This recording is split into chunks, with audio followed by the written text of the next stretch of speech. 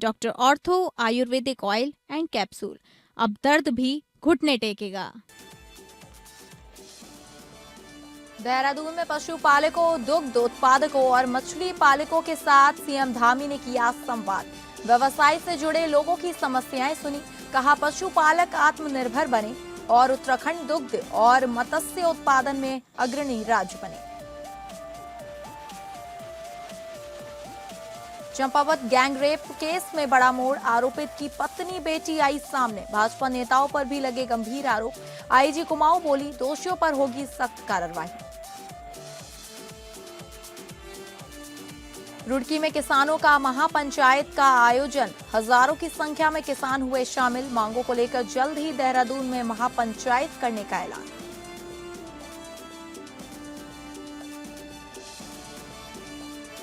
नमस्कार, आप सभी का स्वागत है उत्तराखंड बुलेटिन में और मैं हूं आपके साथ अंकिता सिंह। शुरुआत करेंगे बुलेटिन की। उत्तराखंड के मुख्यमंत्री पुष्कर सिंह धामी ने देहरादून में राज्य के पशुपालकों, दुग्ध उत्पादकों और मछली पालकों के साथ संवाद कार्यक्रम आयोजित किया। इस दौरान उन्होंने पशुपालन और उससे जुड़े व्यवसायों से जुड़े लोगों की समस्याएं सुनी और सरकार की योजनाओं की जानकारी साझा की।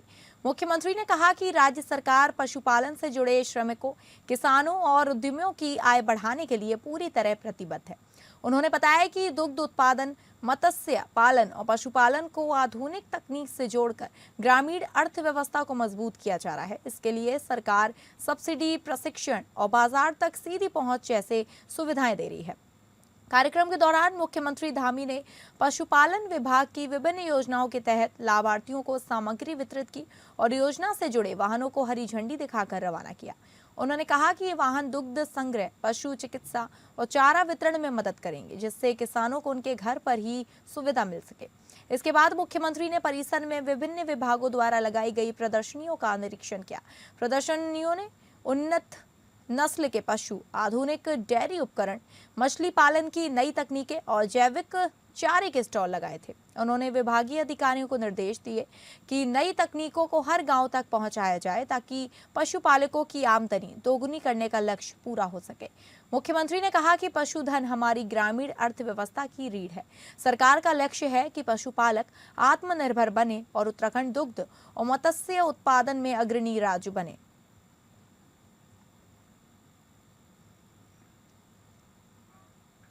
जनहित से जुड़ी योजनाओं में किसी भी तरह की ढिलाई या बर्दाश्त नहीं की जाएगी। जिलाधिकारी मनीष कुमार ने स्पष्ट निर्देश दिए कि मुख्यमंत्री घोषणाओं के अंतर्गत स्वीकृत एक भी कार्य लंबित नहीं रहना चाहिए। जिला सभागार में आयोजित समीक्षा बैठक में डीएम ने विभागवार प्रगति की गहन समीक्षा करते हुए अधिकारियों को सख्त हिदायत दी कि सभी कार्य समयबद्ध, पारदर्शी और गुणवत्तापूर्ण तरीके से पूरे किए जाएं। उन्होंने कहा कि जिन योजनाओं पर अभी तक काम शुरू नहीं हुआ है, उन्हें प्राथमिकता के आधार पर तत्काल शुरू किया जाए। साथ ही जिन परियोजनाओं के लिए डीपीआर तैयार की जानी है, उन्हें बिना देरी शासन को भेजा जाए ताकि बजट और स्वीकृति में बाधा न आए। डीएम ने 2 टूक कहा कि डीपीआर तैयार करने में लापरवाही या देरी को गंभीरता से लिया जाएगा और जिम्मेदारी तय की जाएगी। बैठक में उन्होंने निर्देश दिए कि जिन कार्यों में किसी प्रकार की बाधा आ रही है, उन्हें तत्काल दूर किया जाए और सभी अधिकारी नियमित स्थलीय निरीक्षण कर गुणवत्ता सुनिश्चित करें। विभागवार समीक्षा के दौरान लंबित और प्रगति पर चल रहे कार्यों का आंकलन किया गया। डीएम ने साफ किया कि किसी भी स्तर पर शिथिलता या उदासीनता बर्दाश्त नहीं की जाएगी और सभी विभाग आपसी समन्वय से तय समय सीमा में कार्य पूरा करें। उन्होंने कहा कि मुख्यमंत्री घोषणाएं सीधे जनता से जुड़ी हैं, इसलिए इनका समय पर ही और सही क्रियान्वयन हर अधिकारी की जिम्मेदारी है। साथ ही निर्देश दिए गए कि जो कार्य पूर्ण हो चुके हैं, उनका तत्काल हस्तांतरण संबंधित विभागों को किया जाए ताकि आम जनता को जल्द लाभ मिल सके। वहीं अपूर्ण कार्यों को तय समय सीमा में तेजी से पूरा किया जाए। डीएम ने यह भी चेतावनी दी कि समीक्षा बैठकों में केवल वास्तविक प्रगति ही प्रस्तुत की जाए। किसी भी प्रकार की भ्रामक जानकारी देने पर सख्त कार्रवाई होगी। जिले में 16 वर्षीय नाबालिग से 3 युवकों ने कथित सामूहिक दुष्कर्म किया। बालिका अपने बीमार पिता के इलाज के लिए जिला अस्पताल आई थी। 5 मई की दोपहर करीब 2:30 बजे वह लापता हो गई। पिता को फोन पर पता चला कि वह किसी युवक के साथ बारात में है। रात करीब 2:15 पर बालिका का फोन आया और बंद हो गया। बीमार पिता की तहरीर पर पुलिस ने रात में ही नाकेबंदी की और सुबह 4 बजे सल्ली गांव से बालिका को बरामद किया। वह बंदी हुई थी और नग्न अवस्था में मिली।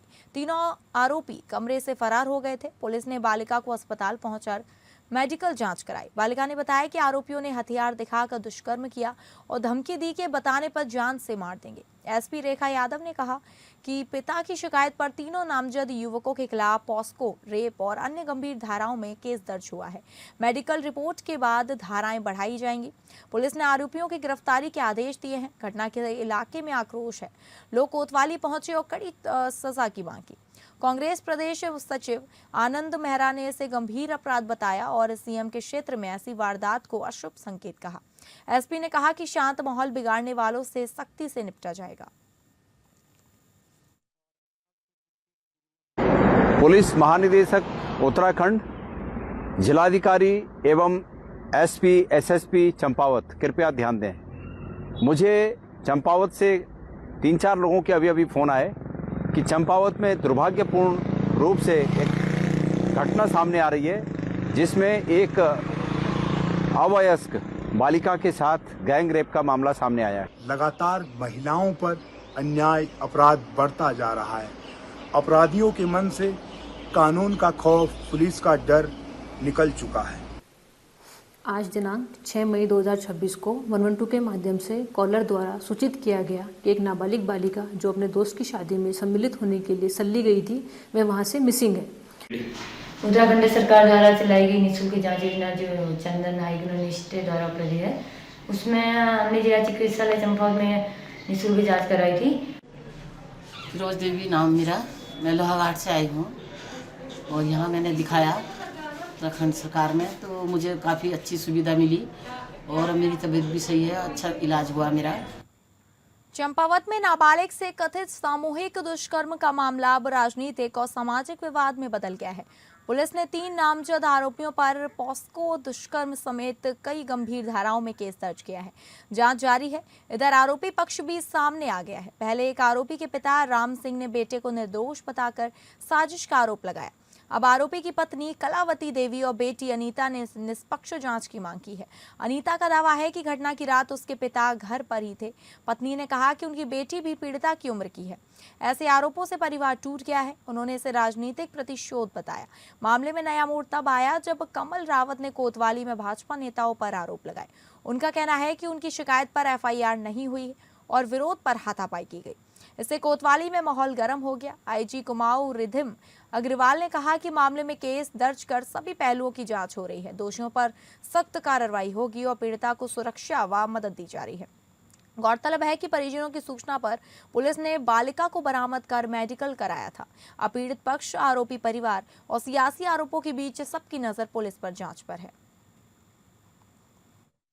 आज दिनांक 6 मई को जनपद चंपावत में प्रातः लगभग 3 बजे डायल 112 पर एक बालिका की गुमशुदगी की रिपोर्ट प्राप्त होने पर कोतवाली चंपावत की टीम्स द्वारा लगभग 1 से 1.5 घंटे के भीतर बालिका को बरामद कर लिया गया था। आज जो घटनाक्रम हुआ तो उसमें मेरे पापा का भी नाम आया। तो मेरे पापा, मैं पुलिस प्रशासन से यही कहूँगी कि मेरे पापा को मतलब जितने भी जिनका भी नाम आया है उनको सभी को अच्छे से जांच करे और न्याय मिले। मेरे पापा और मेरी मम्मी कल साथ में थे।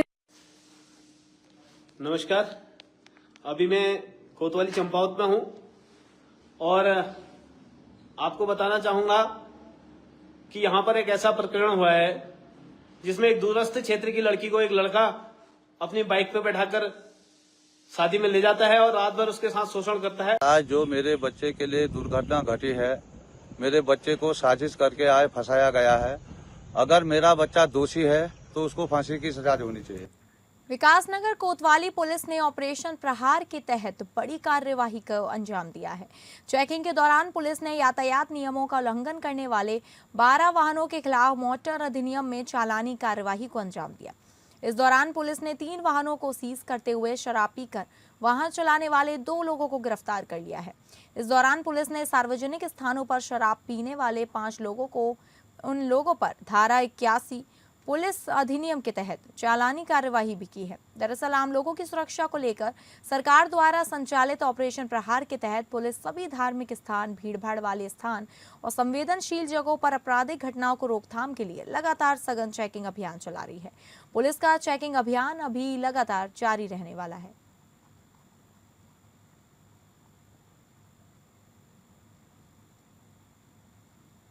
अगली खबर का रुख करेंगे, जहां इन दिनों यमुना नदी में अवैध खनन बेरोक कटोक जारी है और जिम्मेदार विभाग आंख मूंदे बैठे हैं। ढकरानी क्षेत्र की तस्वीरें दिखाती हैं कि खनन पट्टों की आड़ में तय समय से बाहर जाकर यमुना का सीना छलनी किया जा रहा है। दिन रात टमटम मशीनों से नदी में खनन चल रहा है, लेकिन खनन विभाग खामोश है। ढालीपुर में भी यही हाल है। यमुना के मुहाने पर गैर कानूनी तरीके से बड़ा स्टॉक संचालित हो रहा है। सवाल कई बार उठे, मगर विभाग की मेहरबानी से रात दिन यहां खनन सामग्री जमा की जाती है और डंपरों में भरकर देहरादून भेज दी जाती है। उत्तराखंड की पहली रामसर साइट आसन कंजर्वेशन रिजर्व के बेहद पास हो रही इन गतिविधियों से विदेशी पक्षियों के इन ठिकानों पर खतरा मंडरा रहा है। नियम कहते हैं कि रिजर्व के 10 किलोमीटर दायरे में खनन नहीं हो सकता, फिर भी कुछ ही दूरी पर अवैध खनन जारी है। आरोप है कि प्रशासन और खनन विभाग की मिलीभगत से खनन माफियाओं को फायदा पहुंचाया जा रहा है। बेतरीब खनन से एक तरफ राजस्व की लूट हो रही है तो दूसरी तरफ नदी का स्वरूप बिगड़ रहा है। आशंका है कि मानसून में आसपास की बस्तियों और किसानों की खेती पर यमुना कहर बनकर टूटेगी। इस गंभीर हालात पर प्रशासन और खनन विभाग की चुप्पी दोनों को कटघरे में खड़ा करती है।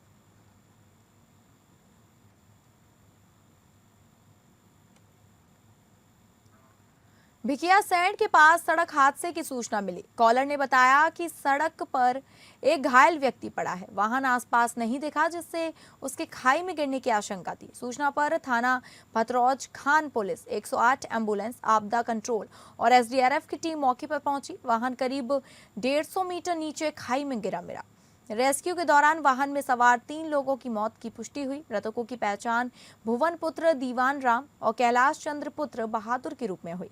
तीसरे मृतक की शिनाख्त की जा रही है। तीनों जागरी का काम करते थे और रात को ग्राम चमोली पुसैना में जागकर लगाकर घर लौट रहे थे। पुलिस ने तीनों शवों को रेस्क्यू कर रानीखेत मोर्चरी भेज दिया है। आगे की कार्रवाई जारी है।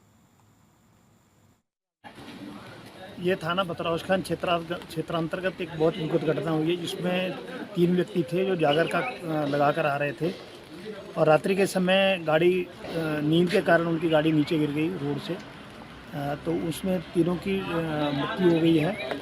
मैं यहाँ पर आया हूँ, मैंने परिजनों से बात की है, शोक संवेदना व्यक्त की है और मेरा सब लोगों से ये कहना है कि नींद की स्थिति में, नशे की स्थिति में कोई भी गाड़ी ना चलाएं।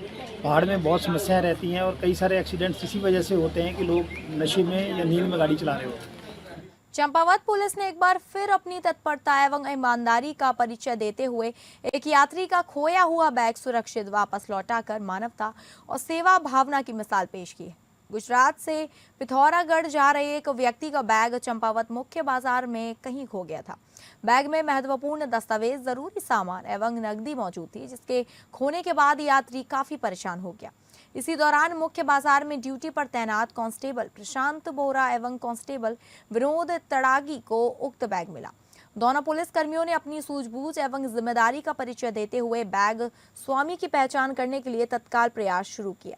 काफी खोजबीन और जानकारी जुटाने के बाद संबंधित व्यक्ति का पता लगाया और उसका बैग उसे सकुशल वापस सौंप दिया गया। अपना खोया हुआ सामान सुरक्षित वापस मिलने पर बैग स्वामी ने चंपावत पुलिस का आभार व्यक्त करते हुए पुलिस की कार्यशैली की जमकर सराहना की। चंपावत पुलिस लगातार आमजन की सेवा, सुरक्षा एवं सहायता के लिए तत्परता के साथ कार्य कर रही है, जिससे लोगों का पुलिस पर विश्वास लगातार मजबूत हो रहा है।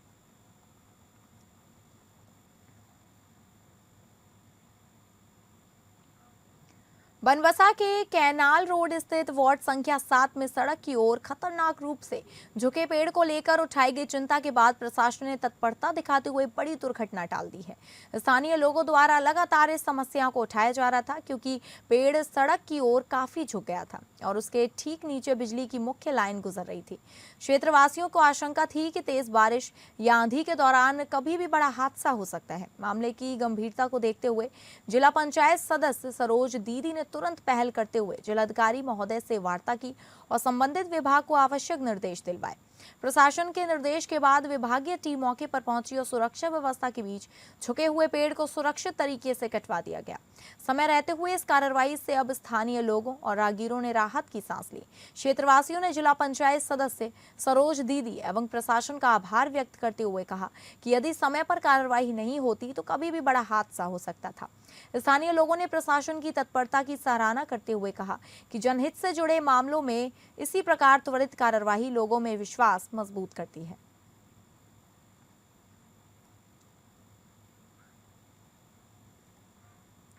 जनपद चंपावत में पिछले एक हफ्ते से लगातार हो रही बारिश ने जनजीवन को पूरी तरह प्रभावित कर दिया है। लगातार बरसात के चलते लोगों की दैनिक दिनचर्या अस्त व्यस्त हो गई है। वहीं किसानों की चिंता भी लगातार बढ़ती जा रही है।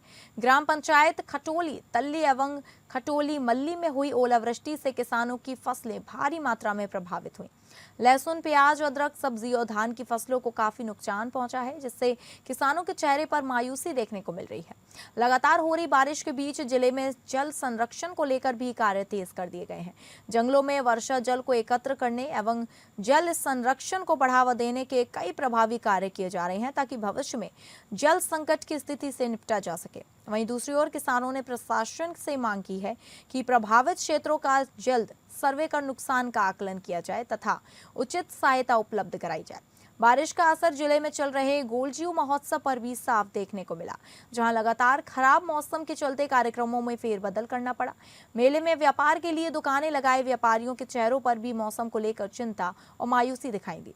जिला प्रशासन ने लोगों से अपील करते हुए कहा कि बारिश के मौसम में अनावश्यक रूप से घरों से बाहर ना निकले तथा केवल जरूरी कार्य होने पर ही यात्रा करें।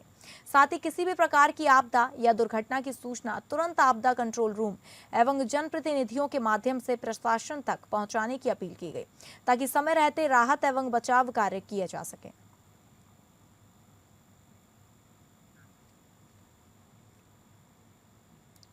रुड़की तहसील के भारापुर भौरी गांव में बुधवार को भारतीय किसान यूनियन रोड ने महापंचायत का आयोजन किया। इसमें क्षेत्र के हजारों किसानों ने हिस्सा लिया। किसानों ने किसान हितों को लेकर जल्दी देहरादून में भी महापंचायत करने का ऐलान किया। महापंचायत में संगठन छोड़कर कुछ लोगों पर अफवाह फैलाने का आरोप लगाया गया। बताया जा रहा है कि कुछ दिन पहले संगठन के कुछ सदस्य अलग हो गए थे और नया संगठन बनाने का ऐलान किया गया। उनके द्वारा भारतीय किसान यूनियन रोड में फूट पड़ने का दावा किया गया। इसके बाद उन लोगों ने भारापुर भौरी गांव में बैठक भी की थी। इसी के जवाब में आज भारतीय किसान यूनियन रोड के राष्ट्रीय अध्यक्ष पदम सिंह रोड के नेतृत्व में उसी गाँव में महापंचायत बुलाई गई। महापंचायत में पहुंचे हजारों किसानों ने संगठन में फूट की खबरों को खारिज किया।